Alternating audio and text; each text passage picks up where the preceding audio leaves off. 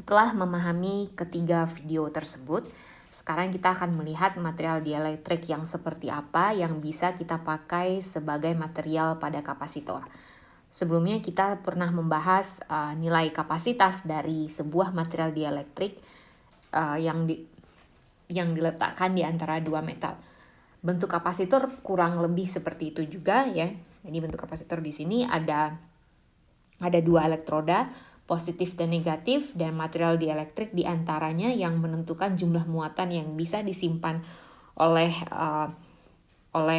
kapasitor tersebut. Dalam hal ini material dielektrik yang dipakai dalam contoh ini adalah seramik. Kemudian sebelumnya kita tahu kalau rumus kapasitas atau C ya, C adalah banyaknya total charge Q per V atau sama juga dengan ini. Jadi berikut adalah kriteria dari material dielektrik untuk aplikasi kapasitor.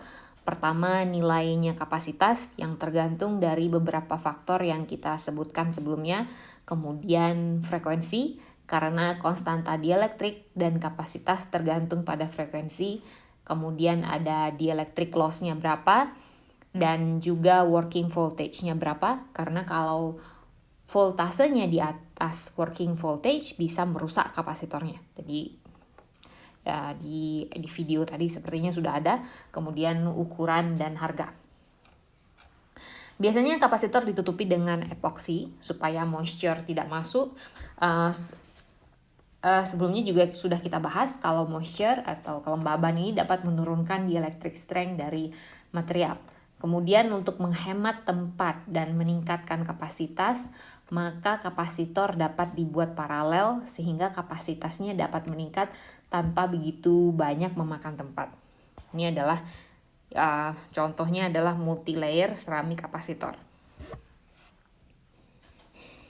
Kemudian di sini diperlihatkan berbagai jenis dielectric material untuk kapasitor berdasarkan kapasitansi dan frekuensinya.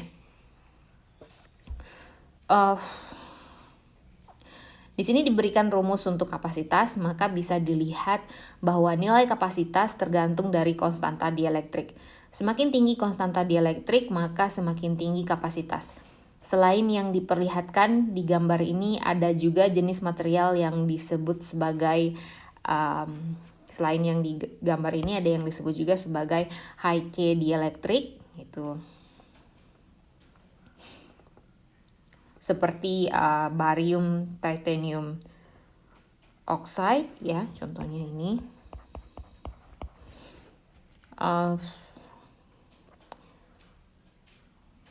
Yang memiliki konstanta dielektrik sampai ribuan. Jadi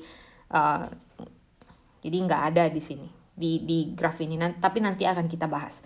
Sedangkan berdasarkan frekuensi, Anda bisa lihat kalau ada material yang bisa bekerja di semua frekuensi, ada juga yang bisa bekerja pada frekuensi tertentu.